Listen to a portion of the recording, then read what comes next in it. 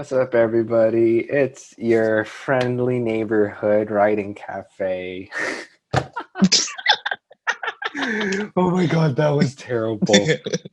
We don't have anything better right now, so we're just going to be sticking with this until we can think of something better. Or better yet, some of you guys think of something better and drop it in the comments below if there are comments. Or send it to us through Wattpad or our social media Instagram. Welcome to the K-Fic Cafe podcast. Thank you all for dropping by and listening. This is your host, JT. NJ. And we're just going to start off this week with a couple shout-outs. Jay, take it away. All right, first shout out comes from Got No Jams 0613, who reached out to us on Twitter. He asked about some things with his story. Same thing goes with Freesh, which is spelled FRSZCH. I'm sorry if I can't pronounce. I'm actually half asleep right now.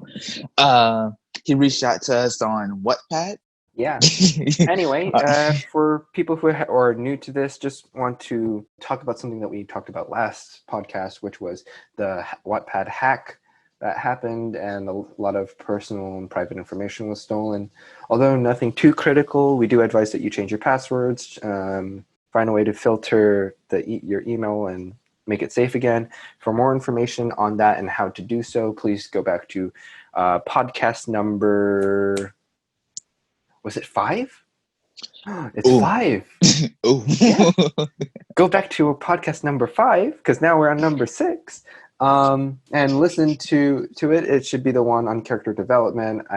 Don't listen to the numbers. I'm not entirely sure on that. But I do know it's on character development and how to grow characters organically. Go check out that podcast to find more information on that. Or you can go to the original source where we got our information from, Susan Cheetah's book on Wattpad hacks. It's just information on the Wattpad hacks. It's not actually about the hacking Wattpad. But this is Susan Cheetah, as in SUSANCHEETA. She's also writing a lot of books that are sitting in my library that I need to read, but I'm really excited because there are a lot of really interesting books in there. Go advise you to go check her out. Now, on to this week's topic, plot. Thank you, sir. Thank you. Now, we have our quote for this week coming from Ray Bradbury, the writer of Fahrenheit 451. If you don't live in America, then you probably might not be familiar with this novel. However, this is a really old book that most American high schoolers will have read at some point in high school. Fahrenheit 451 is a book that is essentially about a dystopian future society where books are illegal, and you have these kind of like task force who are dedicated to finding all books and incinerating them. They are firemen, and it's just a kind of play on words. And so Ray Bradbury, author of Fahrenheit 451, he says, "Plot is no more than footprints left in the snow after your characters have run by on their way to incredible destinations."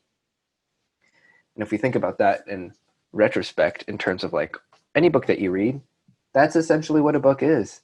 If we turn plot into book, it fits just the same. The story in any book is essentially about events that have happened to a series of characters, and that someone has taken and written it all down into text format. And that's essentially what it is. It's already happened. It's just someone decided to take the time, sit down, and just write it all out for other people to read as well. And I guess just thinking and building off of that, I think it's interesting just to think of it as like, it's already happened. That's what we as writers are here for. We're taking these stories, maybe they are real or they happen in our head, but whatever happens, it's already happened. So we take that, we write it down, and solidify it into a hard physical copy. Well, digital copy in most people's cases, because now internet and electronics have taken over. Mm-hmm. Now, if we go from the very, very, very beginning, what is plot? I mean, seriously though, What is it? Just thinking about it.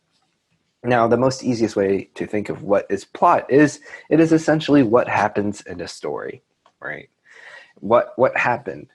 Why did it happen? Where did this happen? That's the whole thing that makes a story feel more alive, right? Now, here's the thing. Plot is just not a bunch of events that are strewn together. I don't know the English is for that, but if there are a bunch of events that are happening and they're just loosely tied together, then there isn't going to be any real progression. There isn't going to be a coherent story that happens to a character. There isn't something significant that is happening enough to create a progression or development in a story.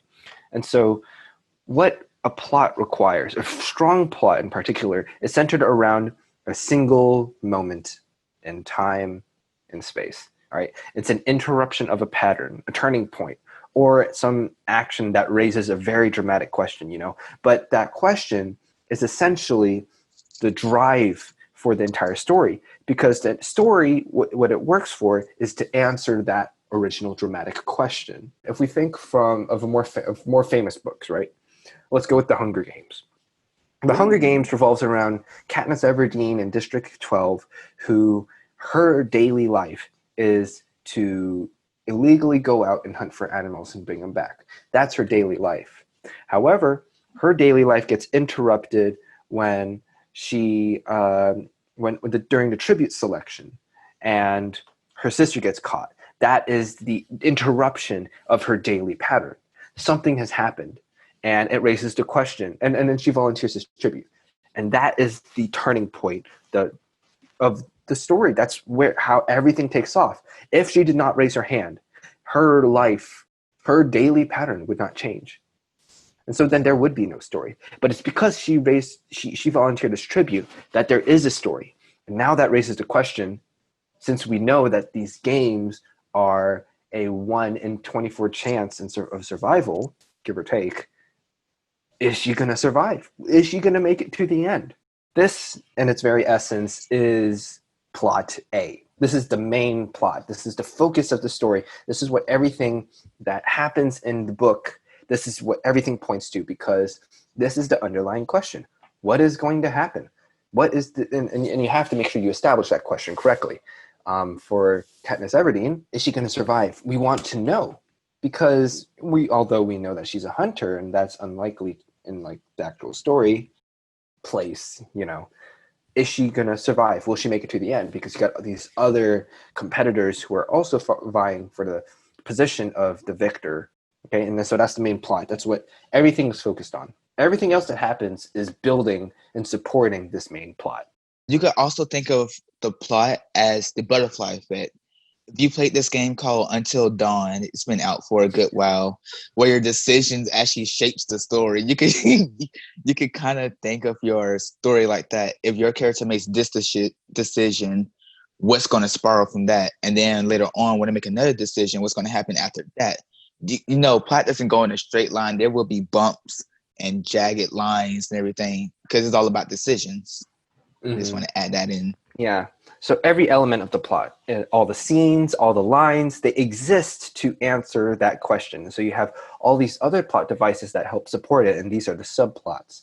So if we think of the example with Until Dawn, I don't play video games that much, but if I remember correctly, Until Dawn is the one with those creatures. It's the snowing, right? Snowy weather? Yeah. Okay. So how do I explain this? The whole idea with that story is a bunch of friends go to a cabin in the woods, and a bunch of events happen, and they're very, very like eerie events. You don't know what's going to happen. You're not quite sure what's going to happen, right? So you have all these other subplots, which are the journeys that each of the other characters are taking as well. You're following. I don't remember the characters' names. I remember there's like Emily. Emily is off going to doing her own thing. Sorry. Emily's going off and doing her own thing. You have the other characters going off and doing their own thing. So you have all these kind of like subplots of each of the individual characters doing their own things while serving this underlying pretext that there is something scary about to happen. There's something very creepy, something not natural about to happen.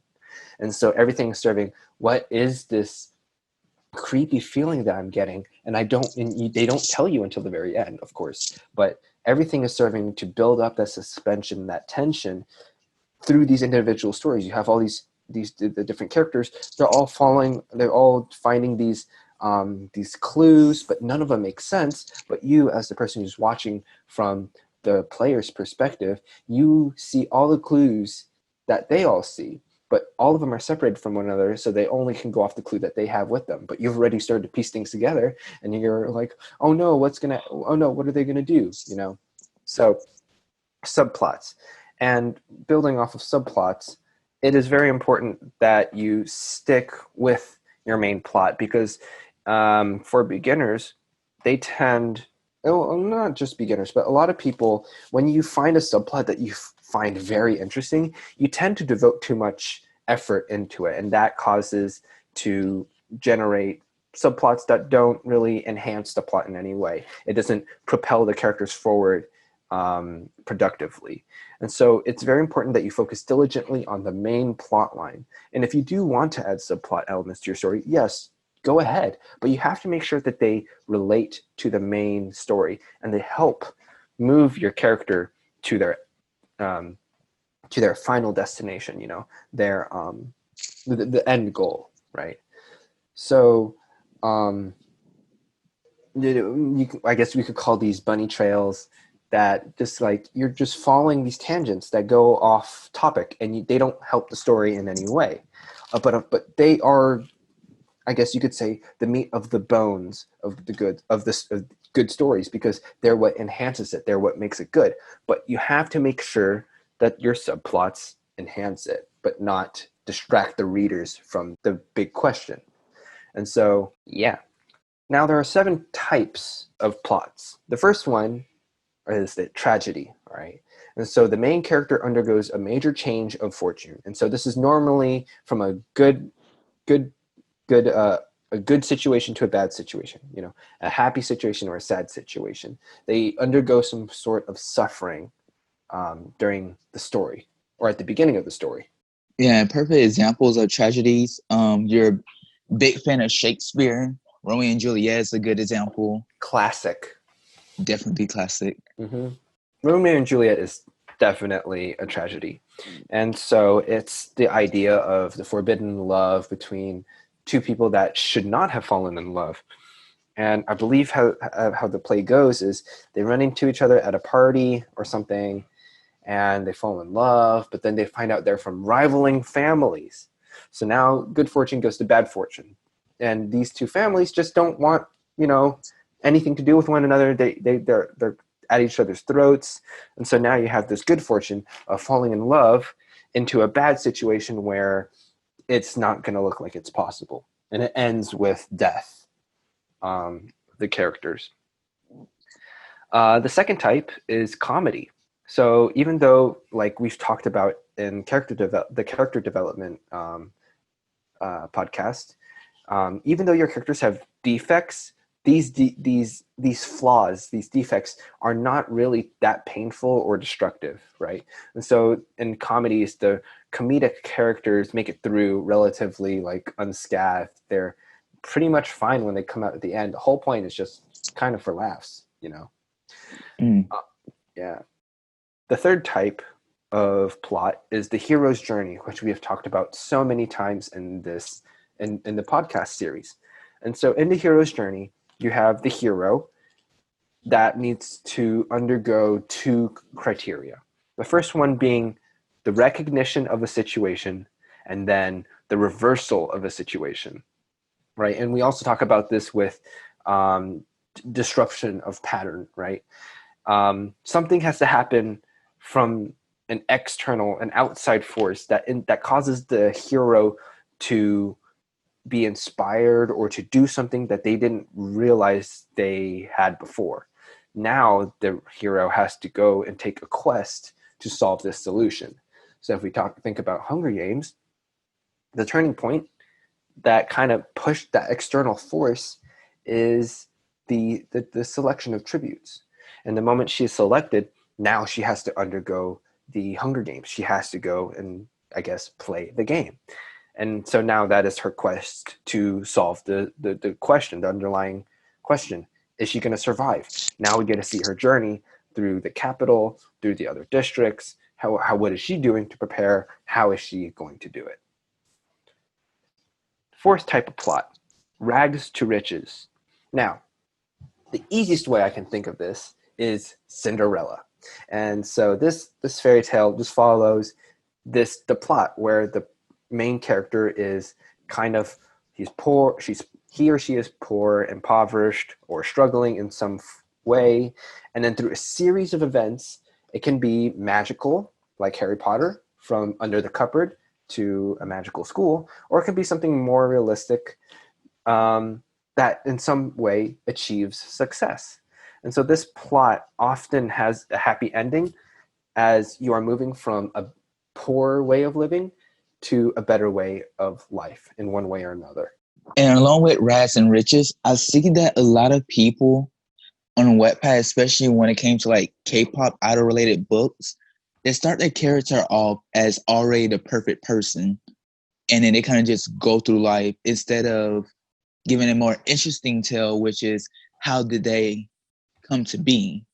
Like if you're gonna write a story about, let's see, somebody from BTS, maybe J-Hope, if you know his backstory, you know that he, like, it kind of wasn't always happy-go-lucky. Like he became the sunshine through sheer hard work, becoming the mood maker of the group.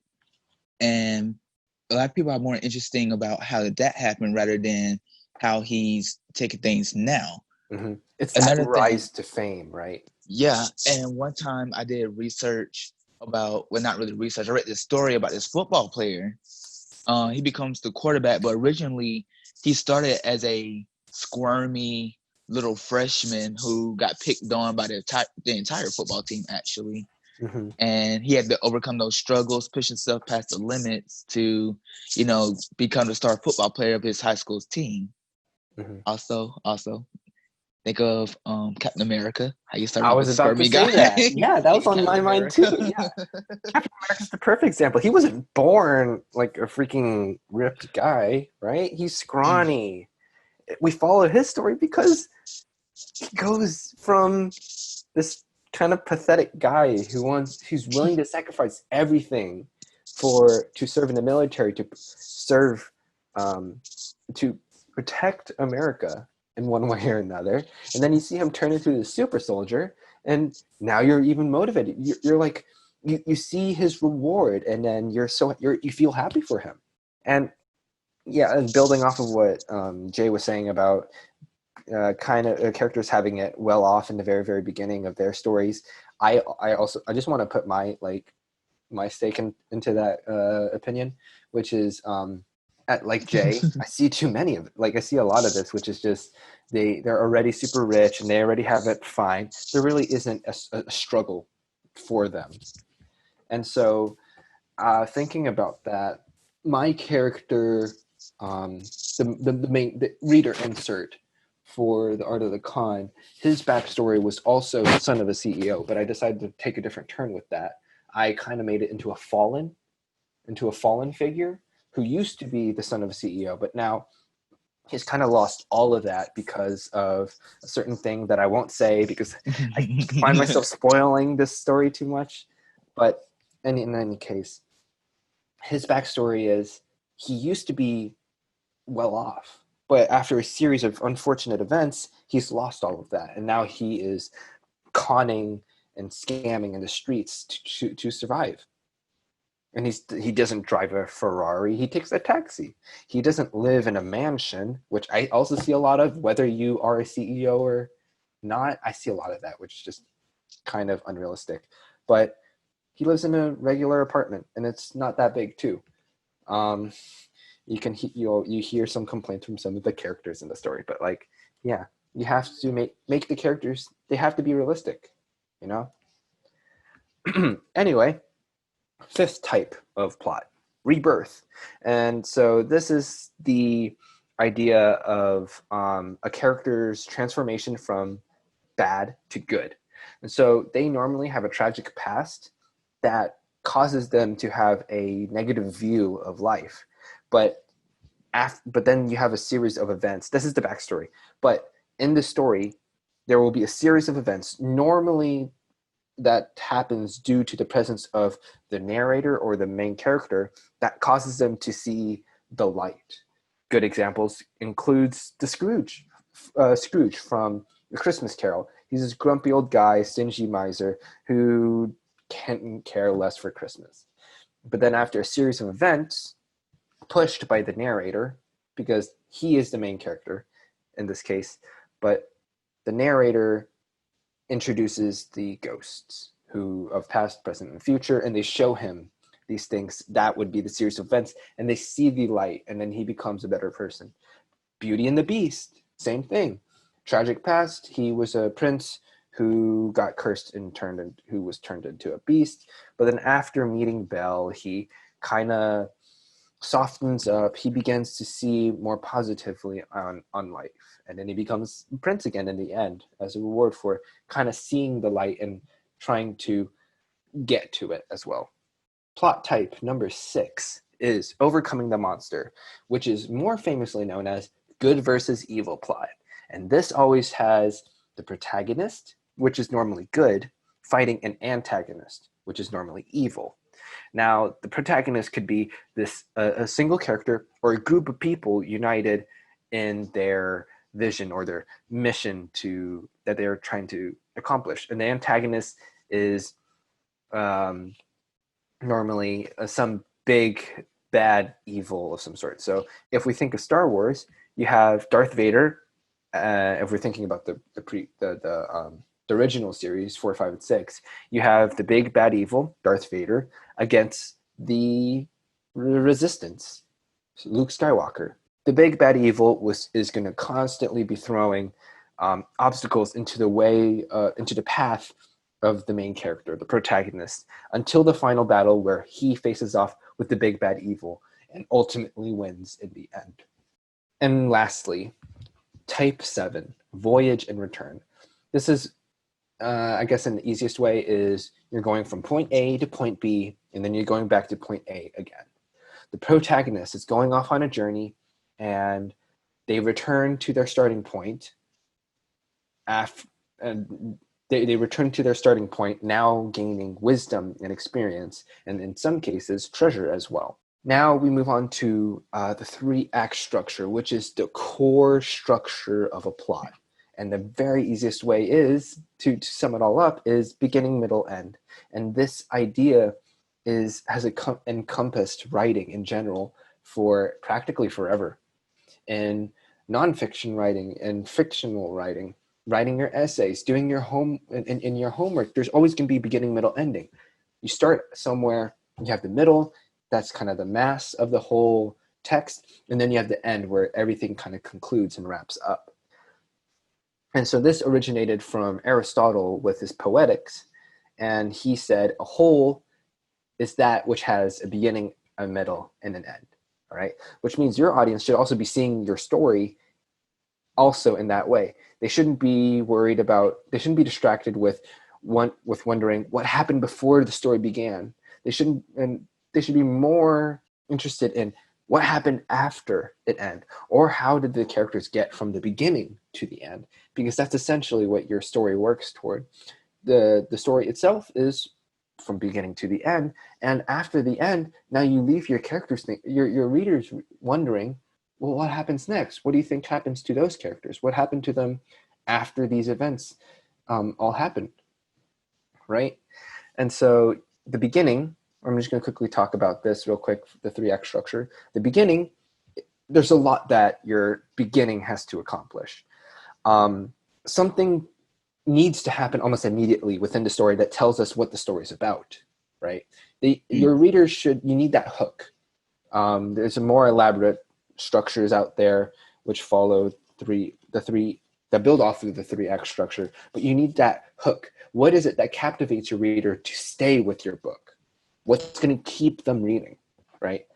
And so not only that, your beginning has to introduce the hero, you have to introduce the villain, and you have to introduce the whole world of where the story is taking place, as well as the dramatic question, right?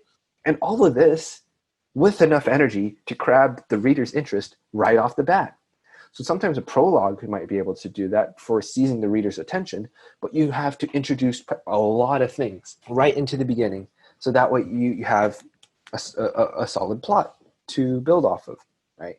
So a checklist would be, it introduces the hero, the villain, the world of the story where it takes place, the dramatic question, and all this, by the way, has to be done enough to hook the reader, right? The setting, the tone of the story, in some cases, the love interest, but you can probably fit that in, and time period. This is a very interesting one, because time period is something you don't normally think about in your stories. Is it happening today in the 20th century? Is it happening in 2020 during the quarantine? Is that happening a couple years ago before the quarantine? Or is this taking place so long ago that we didn't even have certain technologies? There was no such things as guns. Or no such thing as phones. It all depends on your time period.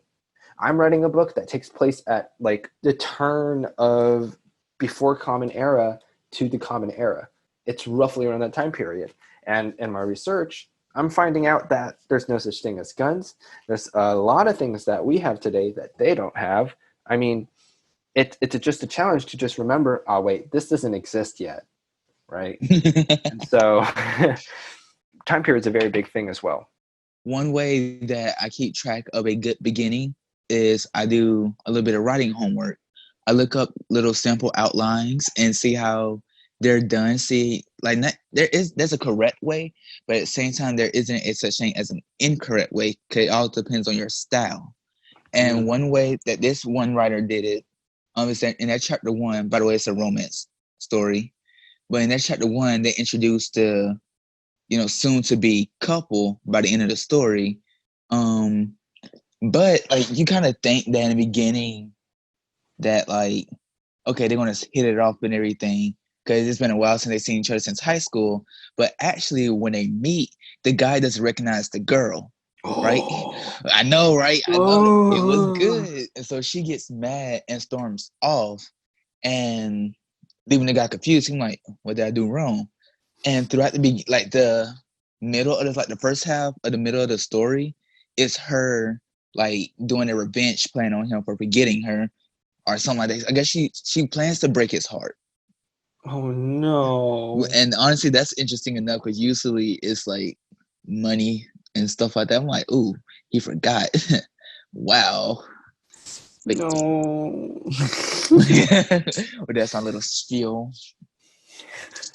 Yeah. Any case, in the middle, the beginning, this is the meat on the bones. This is all the things that are actually happening.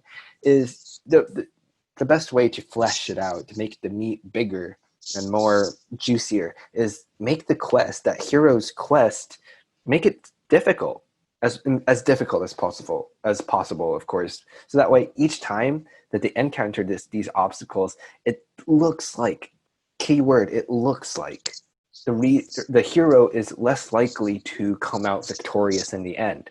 All right, you have to be able to raise these stakes as you progress throughout the story and create obstacles of increasing intensity as you're going, while you're focusing with the end goal being the conclusion in the end, the answer to your dramatic question, right? And so different plot points can include the basic plot and a bunch of subplots to enhance it, right? Because this main plot has got to build up to that resolution. You have to build it all up. We will talk about how to raise the stakes in the story, so that way you can figure out how to increase tensity, and not intensity, but tension throughout the story, and make the readers, put them on the edge of their seats as they're writing their story. Now, the end. The end ultimately needs to answer your dramatic question, which has your ending hidden in it, right?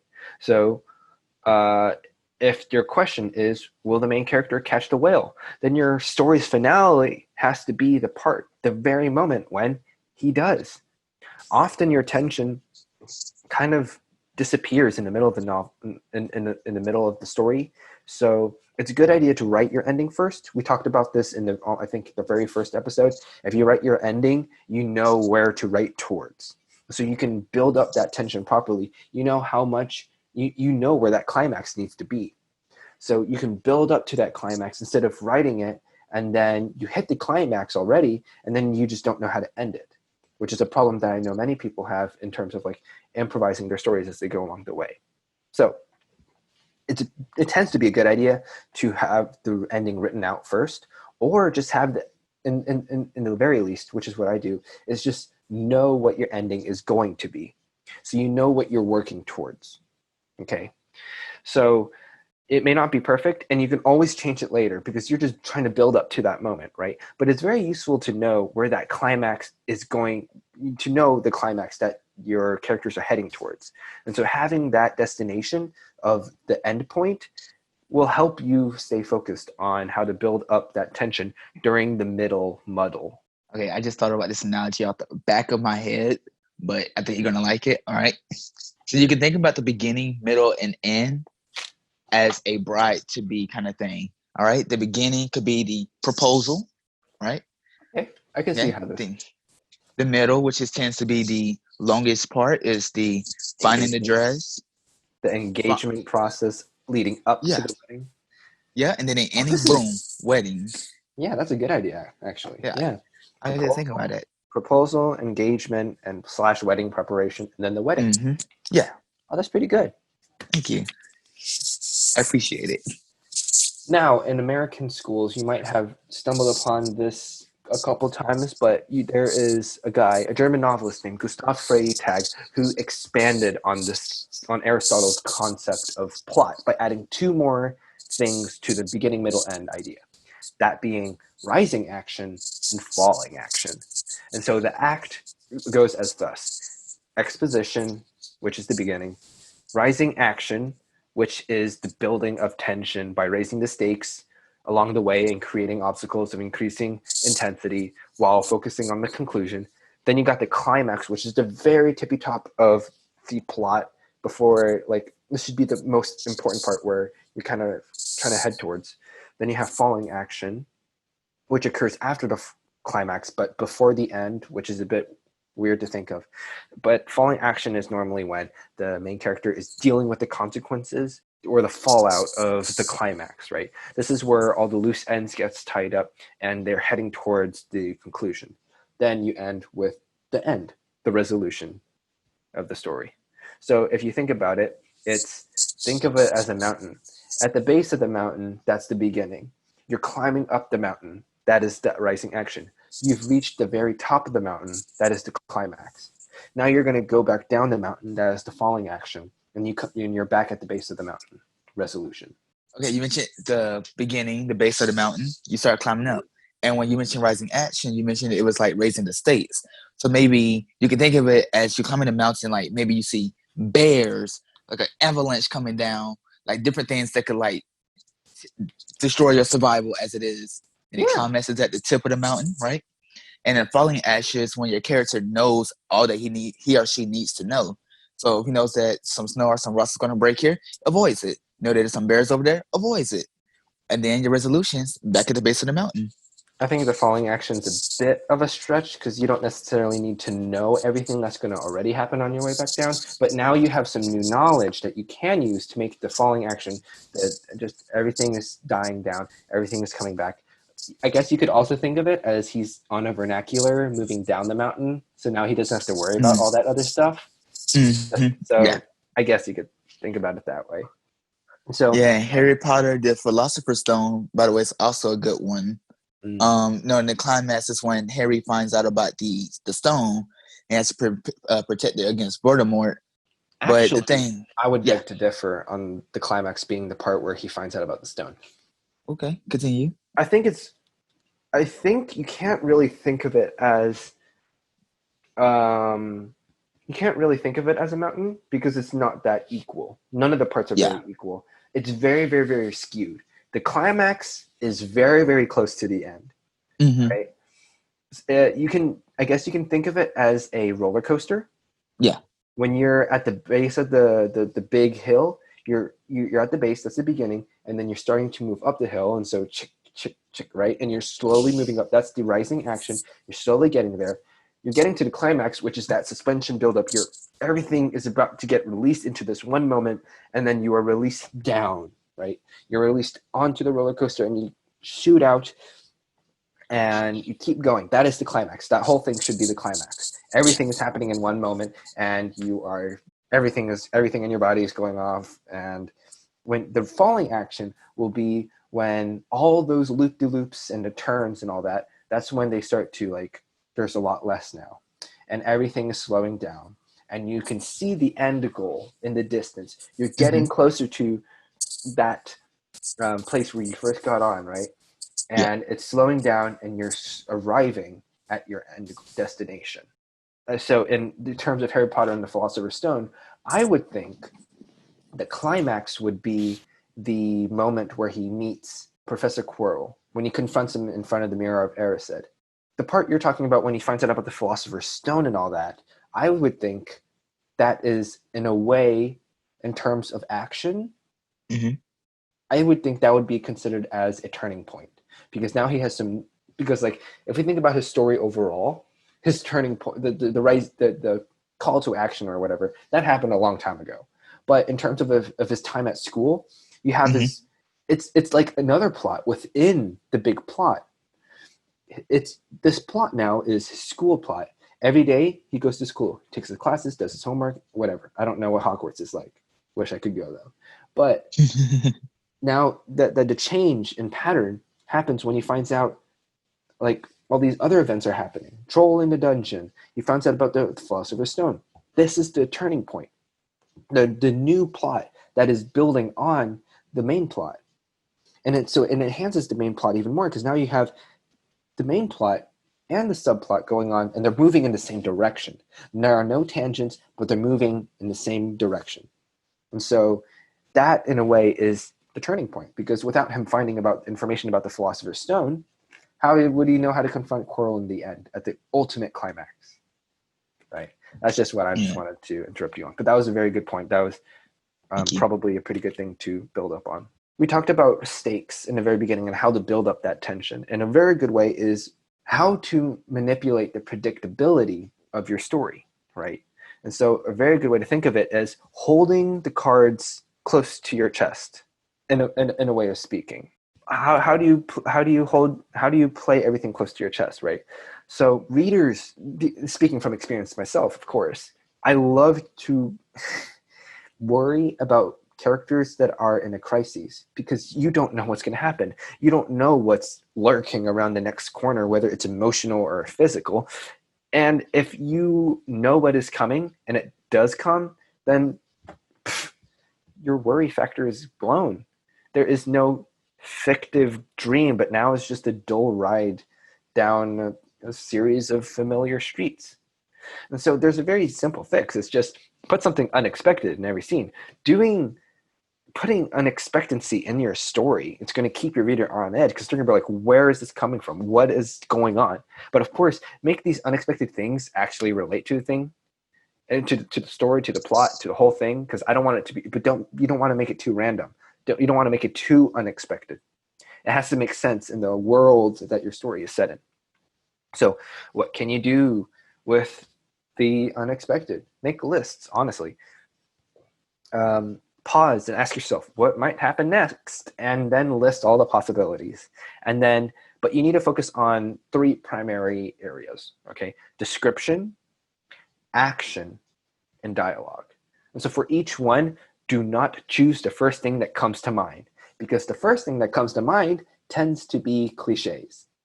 And there are too many cliches out on Wattpad, and they get really irritating to look at, all right? In fact, force yourself to create a list of maybe at least 5 alternatives, and then look at what you got, okay? Because then once you think of all these other alternatives, now don't go for the most common one. Go for the slightly more obscure one, because nobody has done it, and it will make your story look fresh as well. I was talking to a reader, not a reader, but there's this guy who reached out to us for help on a story that he was starting. And one of the big things that his plot kind of was run-of-the-mill stereotypical story, which was the reader insert is a loner at school. He gets bullied, and then for some miraculous reason, now he's friends with Twice, or the K-pop group, right? So, but here's the thing: there's too many of these. In a way, there's already too many of these stories. You have the loner main character who gets bullied by everyone, but miraculously has a change of events. In a sense, rags to riches. Mm-hmm. So, what can you do about that? Change it up. We'll make him a normal student, or you can make him this, instead of making him a loser, and you have these bullies picking on him. Why don't you pick someone who is so average that nobody ever notices him? Right?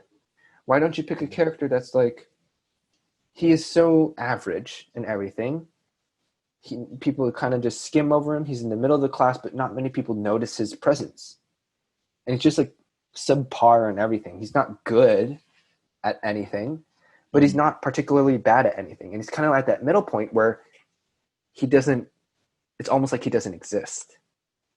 And then you can talk about his struggles as such, because nobody notices him.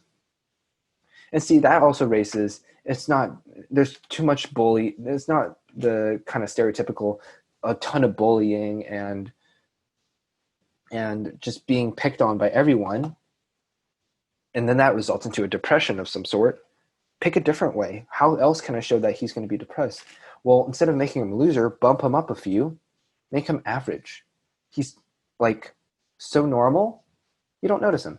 There's nothing that special about him. So you just skip right over him. Just an interesting idea. But in the case of the three main areas that I was talking about earlier, description, action, dialogue. For description, dump generic details, okay, for ones that are unique to the character's perceptions, right? How might he see a room where someone had died? What's so surprising about the wallpaper, the bed, the closet, the desk, whatever? Because everybody looks at things differently from person to person, right? Mm-hmm. I don't know, if Jay looks into my room, he would notice, I don't know, there's a clutter of stuff on top of my clothes drawers, whatever. But what he doesn't see is the chair he's sitting in, or how like empty the room is. Like there isn't much on the ground. Actually, on second thought, I take that back. It's more at the edges. But point is, from a certain perspective or a limited standpoint, you can only see so much. If I were to angle my camera up a bit so that way he can't see the rest of my room, you only see my head. The rest of the room looks super empty. It could be an empty room for all he knows. But the more he sees, the more perspective that he gets, he'll see more things. And so that way, what he sees is not going to be what I see. All right? I see a mess. He may not. Okay? So, again, for description, do not use generic details. Use unique descriptive words that are specific to the character's perceptions. Think of it as Harry Potter and the Prisoners of Azkaban. There were carriages that everybody that were kind of self-drawn, self-pulled in a way. But the thing was, Harry Potter and Luna Lovegood could see the creatures that were pulling them. But that was because they have witnessed death firsthand. And that's what enables them to see him. So even though everybody else sees nothing, they see these hollow, ragged creatures that look like skeletons and bones with skin clinging to, I don't know, whatever.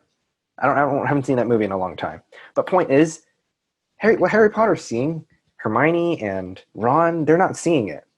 They're just seeing a carriage being pulled magically, probably. That would be a good logical guess from Hermione's standpoint. But no, you got these two other characters who are seeing creatures that are pulling them.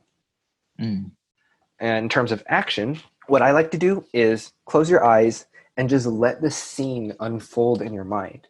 Let the characters improvise. Let them do a bunch of random stuff, right? So what are some outlandish things that could end up happening? If something looks interesting, find a way to justify it. For example, like I know Sana. Sana is a kind of clumsy figure in Twice, and so like she's tripping on air, she's tripping over nothing, or she's almost tripping over something, or like from all the videos that I'm seeing, she's very carefree, very go lucky, but also somewhat clumsy kind of character. So if I had her like in the middle of a shootout, how would she be reacting to that, right? If I just stuck her in the middle of a battlefield, right now I'm picturing her, she's like ducked over, she's like her hands are covering her head, and she's just kind of like rolling around trying to get out from under the fire. And so you can kind of just play with your imagination. Imagination is your best friend, especially with action. If just take your character, put them in the situation, what is going to happen? What would unfold? And so that's just one way to get an action idea out there. Or dialogue. Don't always use on the nose exchanges. How might the character say things that other characters or even readers, how might they make them off balance? I mean, there's just so many different ways you can use these lists in your planning stages, right? So before writing a scene or when you're revising, so these unexpected elements can help elevate the quality of your story, right? And so some things you can think about is things tend to happen in threes. There's a lot of threes in a lot of stories for some reason. So use the rule of three to build tension. One thing happened, two thing happened, three thing happened, and then boom, notice it. Notice the thing I threw, I don't know. Predictability. Create an ambiguous ending to create kind of a plot twist. In my story, I did a lot of that. I had an ambiguous ending for Dahyun. I had a twist ending for the whole plot. I like talking about it because everybody loves pointing it out. But the point is, you don't want to make it too ridiculous. All right, you don't want to make it too weird or almost impossible or improbable, because it has to be satisfying in the end. No matter how, depending on what you do, it has to make sense in the whole scope of things, right? Mm-hmm. It needs to satisfy. My thing plays on a cliche that I see in a lot of writing. However, I justify it by dropping little Hansel and Gretel breadcrumbs along the entire story that I'm sure nobody noticed. And it's just these little details, these little actions that I just stick in there, and people just read over them because they don't see the importance of it yet. And I mean, like, Jay, if you go back and read, I'm sure you'll pick up some new things, because now you know how everything leads up to the end. You can see the end goal now. You don't have to worry about the worry factor. You don't have to worry about the suspension factor. You know where you're heading towards. So when you reread it, you're going to be seeing it from a new light, right? You're going to see a little detail and be like, oh my Lord, this actually plays into the ending. This is hinting towards the ending. Oh my Lord, mind blown. When it comes to predictability, I must say that for someone who doesn't like having the stories or movies spoiled for me, that unpredictability is a huge factor. Like, take it like this: if you took your favorite book, something you just recently read, and you read the last chapter first, when you already know what would happen through the rest of the story, versus if you was to start from the beginning and go piece by piece. Yeah. And I mean, the same thing goes with movies as well. If you once you've seen a movie, you already know how everything plays out. Mm-hmm. If you think about it, maybe in like horror movies, you already know where the jump scares are going to happen. So you are internally already preparing yourself for it. So now the second time you're watching it through, it's not going to get you as bad. That's going to depend from person to person, but I hope you get what I'm getting at, which is now that when you see it the second time through, there's not that big of a surprise anymore. Everything is spoiled. The cards are already shown. The cards are played. You already know how everything's going to unfold, right? And a big thing to build up tension and holding the cards close to your chest is just focusing on those words again. For the predictability and building up tension is hold those cards close to your chest. You have to withhold information from your reader. You don't have to give everything to them, okay? Only give them the information that they need at that moment.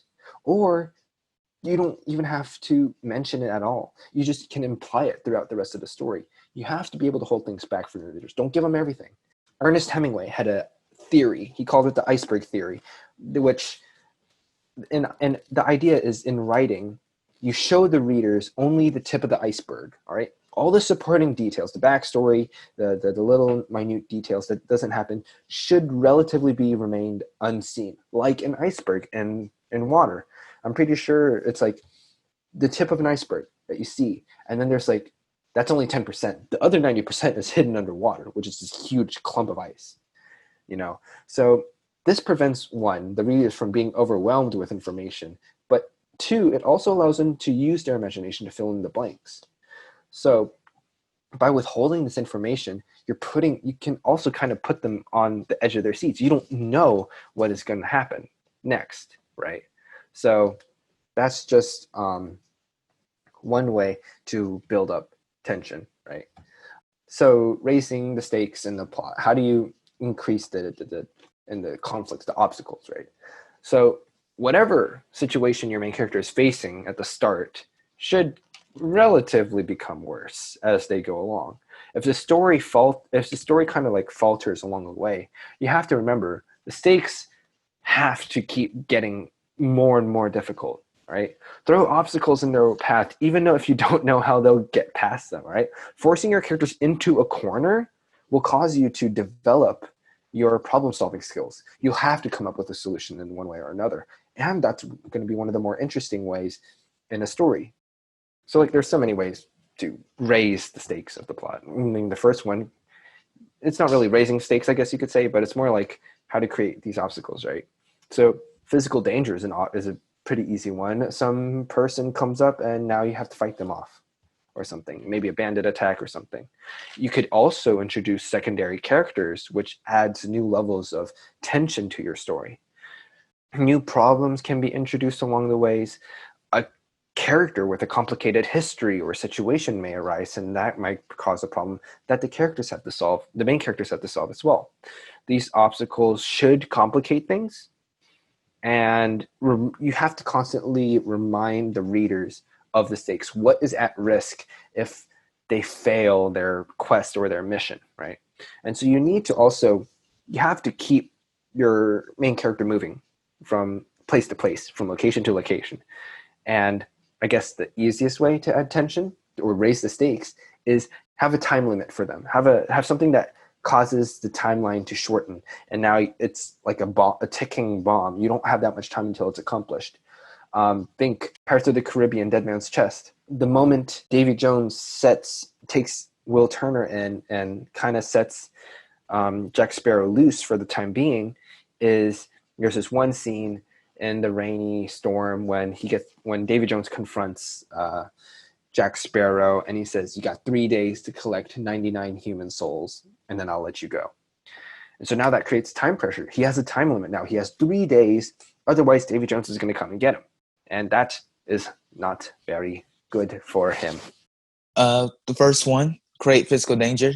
First thing that kind of came to mind was the story I read in 8th grade, actually, which is middle school over here. It was called The Most Dangerous Game. It was a short story written by Richard Connell. I love it. You know what I'm talking about? There's a movie, not really a movie for it now, but it starts Liam Hemsworth. Hemsworth. But yeah, I think it's called The Most Dangerous Game as well. But it's awesome. You have to read it. It's an amazing, but 16 pages, and it's an amazing read. And it's definitely a lot of physical danger. Mm-hmm. Let's see. The 8th one, which is find ways to keep your protagonist moving from one location to another, that tends to basically Avatar, like we talked about last episode. Aang, Katara, and Sokka are aware that the Fire Nation, especially Zuko, is coming for Aang. So instead of just staying in one place trying to do everything, they're actually moving from nation to nation, or from one little swamp field to the next. And lastly, and if you think about it, they're constantly on the move. Exactly. Yeah, and what is it? Book 1, almost within the 3rd, 4th episode, they've made it to the southernmost part of the Earth Nation, Kyoshi Island, and then they're slowly making their way north, passing Omashu, and they eventually even go into Fire Nation territory, and they get their way to the North Pole. the first episode is pretty much only they're moving throughout the entire story. The Earth book is there's a bit more travel, but not as much. But there's this push that the characters got to keep moving, and the plot, and thus the plot keeps moving as well in a way. Mm-hmm. And I kind of gave an example for number 9 too. But if you have another one, go for it.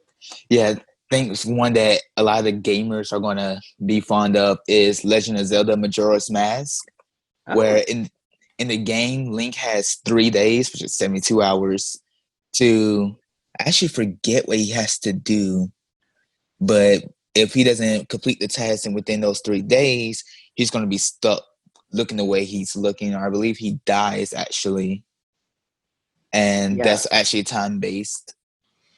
Having that time pressure, just like that there's a time limit to it. And so you feel the same pressure that the readers do if applied correctly. You feel that push, that drive, that you got to hurry up, time's running out. It's kind of like an escape room. You're on limited time. You got to accomplish and get out before time runs out. And I think you actually used the sixth one, complicate things, in your con artist story when the heist is actually taking place and everything is unfolding. Then Yoongi comes. Right. Yeah. I'm like, oh, okay. So like in the art of the con, I try to make the reader insert character to be kind of, he's a planner. He plans things out ahead of time so that way he doesn't have to worry about them. He knows, like, once I'm done with A, I have to go do B. And then after B, I have to go do C. And it's kind of an organized structure. But when that structure when an obstacle just like suddenly appears, he has to be, oh crap, now what do I got to do? Right? And so now you're forcing them to improvise. They got to do some stuff. And so a lot of it, to be honest, I began improvising a lot of the situations after that event happened to to the reader insert. And so now he's on the run. He has to go and evade authorities and trying to evade capture. It's tough, I'll give you that, but it's a lot of fun at the same time. I agree. I don't know why I whispered that. I agree. Why did you whisper that? It kind of just came out. Hopefully in future episodes we can make shorter podcasts, maybe 30 minutes. I wouldn't count on it. So many notes. It just, writing is interesting. I feel like we going in depth the way we are is a lot more help than just glazing over it. Yeah, instead of like creating like a script, because the script would take way too long. Yeah, especially last episode. I do apologize. I mean, I think what's interesting is writing, you can have one concept, just one simple idea, like holding your cards close to your chest, but you can expand for so long on that one idea. Holding your cards close to your chest, I mean, like, self-explanatory. You don't want anyone else to see them. And the moment they appear, when the moment one of them gets played, then everybody knows what it is. And depending on that card, they'll react to it in certain ways. Maybe some of them will be relieved. Maybe some of them are going to get scared.Maybe some of them will be overjoyed. I don't know. But that's the point. You don't know how you're going to react until that card is played. And it's just kind of that helps build the suspension as well. Predictability. Mm-hmm. And also another thing, now thinking about plot, is that there's a lot of conception that characters and plots are two separate entities. Like there are stories and movies that are focused on characters, or you got movies and stories that are focused on plot. I don't think so. I think they're kind of not interchangeable, but like they're interlaced. Like there's no such thing as a story on just one of those ideas, because essentially they're both interlaced inside the story, right? Characters are what makes the plots interesting. And in turn, plots are what makes characters interesting. And then they just go hand in hand and they help enhance the flavor of the story itself. Plot and characters just building off of one another, strengthening one another, and it's just so much better, in my opinion. Yeah, so secret's out, guys. We don't use scripts. We're improvising as we go along. Yeah. But we winging do, it. but we do so like we're not encouraging that you improvise. Okay, we're not really improvising, but it's more like improvising and slash expanding. We have a bunch of notes sitting in front of us as we are reading this, and we're going down our list of notes, hitting each one as we're going along. So, I mean, it's not completely improvisational. We have a form of structure to this whole thing. We know how everything is going to go from beginning to the middle to the end. Speaking of which, now we have reached the end. We're going to ask you, the listeners, to good vibe check. If anything good has happened to you this week or this upcoming week, please drop it in the comments below if you're listening to this on YouTube, or you can put it in the comments of our Instagram post or in the bot, or just tell us through our DMs or on our bios. Just tell us how you're doing. We love to hear that if other people in the world is doing fine, especially with all this coronavirus thing going around. And schools still thinking about reopening for some reason. Yeah. Good thing for good vibe check for me. I'm finally done with all my summer courses. I have about a week or two until I got to go back. Clap it up. Clap it up. And I'm sitting on chapter 20 of my new story project. So I am really happy. I'm about halfway through, I think. No, I'm not halfway through. I'm about 40% of the way through. Let's say 35 to be on the safe side. Oh yeah, in 3 months, I think that's a lot of good progress for me. Can't relate. Cannot relate. Again, we talked about this in podcast number 2, where we talked about frequently reading and writing. Do allocate a certain time of your day to reading and writing. I always write for about at least an hour or 30 minutes. Most times is an hour before I go to sleep. My night schedule is, no matter what time I'm going to sleep, I will spend 30 minutes to an hour writing, depending on how much I feel like it. But it's definitely within that frame. And then after that, I read for about 30 minutes on Wattpad, and then I go to sleep. You don't have to be structured like that to be efficient, but I think it does kind of force me to. I have to read. I have to write, and it's a good motivation to, and it's a good habit to get into. Giving yourself a schedule to follow, because once you have that schedule, then you know that story is going to come out at some point, right? Even if it takes 2 years, it'll come out. Dude, my Art of the Con story took me a year to write. That was intense.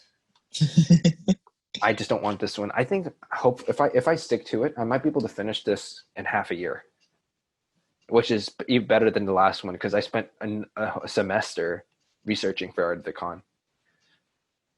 So dedication, guys. Yeah, that's a lot of dedication. I will tell you right now, perseverance is the biggest trait of a writer. If you can persevere, if you can push yourself to keep writing, that is the trait of a writer. All right, that is how you know you can do this. You can do this. If you can persevere and make it through, you've got this.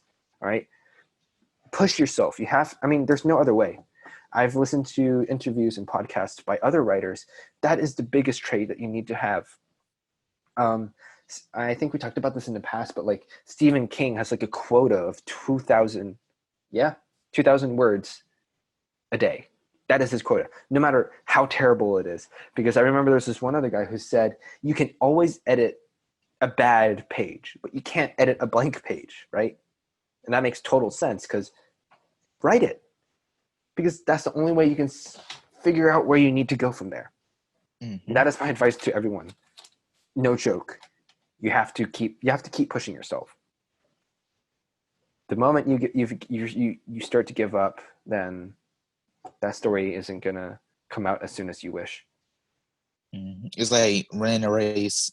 The moment you decide to stop and take a breather, the longer it's going to take you to get to that finish line. Oh, yeah, that's true. That's a good way to think of it. Think of it a marathon, yeah. The more time you spend relaxing, catching your breath. Yeah, that's a good one.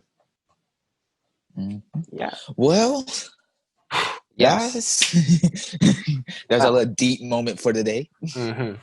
Now, social media, just come follow if you can. Follow us on social media. We love to see more people look at our stuff. We have our Instagram, K-Fic Cafe, which I go on quite regularly whenever anyone has decided to hit us up on there. On Wattpad, me and Jay, we're always on Wattpad.